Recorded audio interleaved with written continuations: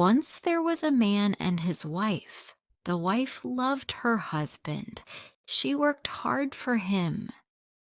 She always cooked his favorite meals and helped him in every way. But the man was angry with his wife. "This stupid woman has no children," he thought, "and soon she will grow old. I will divorce her and marry another woman." So he divorced his wife and married another woman. His first wife was unhappy now. She was very poor, and no one took care of her. The man and his new wife waited for a long time, but they didn't have a child. Then one day, his new wife became pregnant. Her husband was very happy. "Soon I will have a son," he thought. At last, the baby was born, but oh, what a terrible disappointment. The baby had no arms, no legs. It had no body at all. It was only a head. "Take it away," the man's wife said. "It's a horrible thing.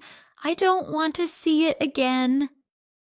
So the man put the head in a sack, took it to the road, and left it there. Then he went away. Soon some travelers came down the road. The head began to jump around in the sack. "Help! Take me out! Help!" the head shouted. The travelers stopped. "What is inside this sack?" they asked each other. One of them opened it, and they all saw the head.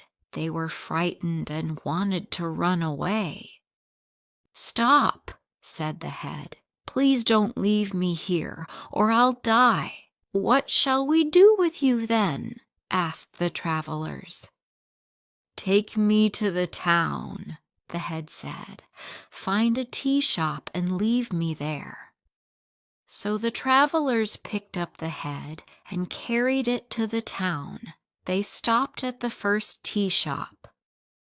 "Here's something for you," they said to the tea seller, and gave him the head. The tea seller was very surprised. "I don't want this thing," he said, and began to carry the head out of his shop. But the head began to talk to him. "Tea seller," the head said, "listen to me. Do you want to be rich?" The tea seller stopped. "Yes, of course," he said.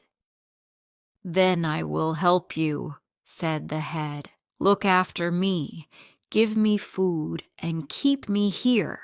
Soon, I promise you, you will be rich." So the head stayed with the tea seller, and the tea seller looked after him. Every day, the head gave the tea seller advice.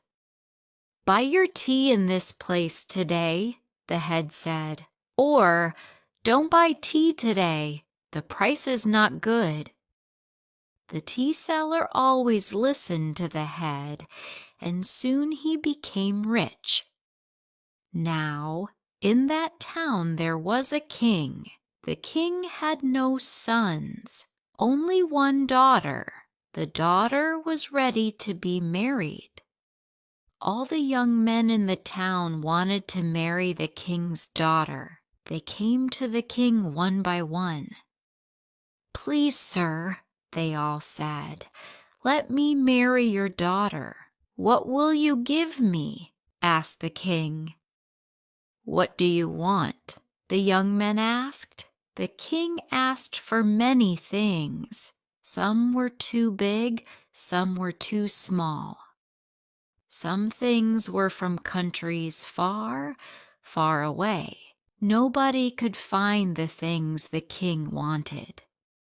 The head heard about the king's daughter.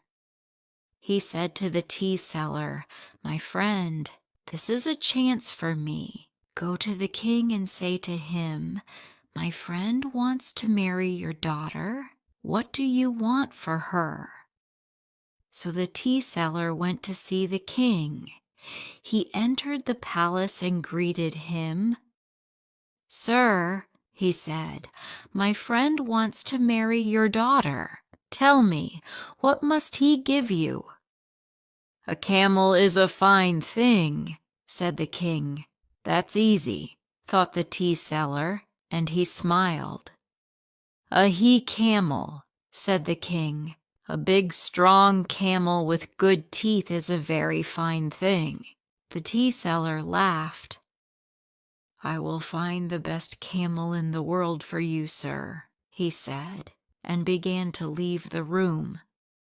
"Wait," said the king. "The camel must come here into my palace. It must greet me and speak to me in my own language." The tea seller stopped laughing. "That's impossible, sir," he said. "If your friend cannot find this camel," said the king, "he cannot marry my daughter." Sadly, the tea seller went home. The head was waiting for him. "What did the king say?" he asked the tea seller. The tea seller shook his head. "My poor young friend," he said, "it's impossible. The king wants a camel, a big, strong he-camel with good teeth." "But that's easy," said the head. "No, no," said the tea seller. "The camel must go to the king's palace, greet him, and speak to him in his own language." "Very well," said the head. "Now take me to the camel market." So the tea seller took the head to the camel market. They looked at many camels, and at last the head chose one. "Now," said the head, "take this camel to the palace." The tea seller was frightened.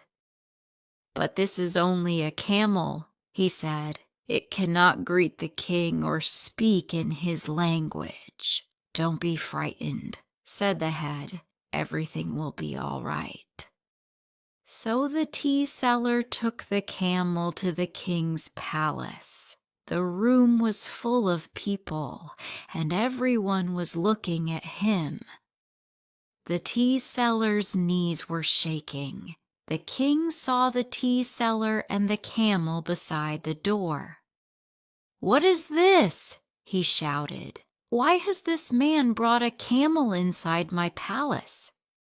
"Please, sir, you asked for a camel," said the tea seller.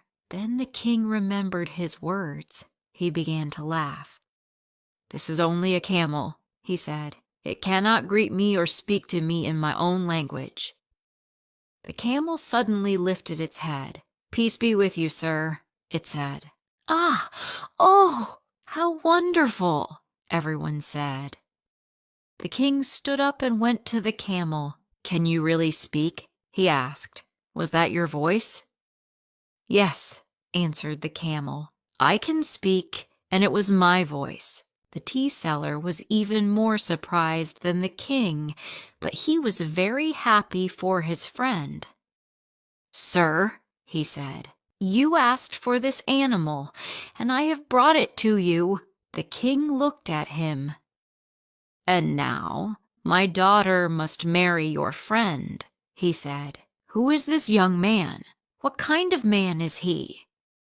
The tea seller was very frightened now. You will see, sir," he said. Quickly, he ran home. "Head," he called out, "listen to this." The camel greeted the king and spoke to him in his own language. "Now the king wants to give you his daughter. You must go to the palace tomorrow. Oh, what shall we do?" "What shall we do?" answered the head. "We will go to the palace, of course, and I will marry the princess." "But," said the tea seller, "everything will be all right," said the head. "I promise." So the next day, the tea seller took the head to the palace in a bag. The king, queen, and all their guests were waiting for them. "Where is the young man?" asked the king. The poor tea seller could not look at the king. His knees were shaking. "He is here, sir," said the tea seller, and he opened the bag. "Yes, I am here," said the head, "and I have come to marry your daughter." "Oh, oh, how terrible!" said everyone. The king was angry and sad. "My poor daughter, what have I done?" he thought. But it was too late now. "I made a promise," he said, "and I will keep my promise. My daughter is yours." So the head and the princess were married. The feast went on for a long time. At last it was finished. The king and the queen took the princess and the head to the bedroom and shut the door. The princess was crying loudly. At once, the head became a handsome young man. He had arms and legs and a body. The princess stopped crying and looked at him. She fell in love with him at once. The king and queen did not sleep that night. "Oh, my poor daughter," the queen said again and again. "Husband, what have you done?" Early the next morning, the king and queen went to the bedroom door. They were very worried. "How is our girl?" they said to each other. "Is she all right?" Suddenly, the door opened and the princess came out. She was laughing. She was happy. "My husband and I are hungry," she said. "Please give us some breakfast." The head, who was now a young man, came out after her. "Yes," he said, "we are hungry," and he smiled at the king and queen. Everyone was very happy. After a year, the princess gave birth to a son. The king gave his kingdom to his son-in-law. The tea seller became the richest merchant in the country. But the new king's old father was not happy. He and his wife had no more children, and they were very poor.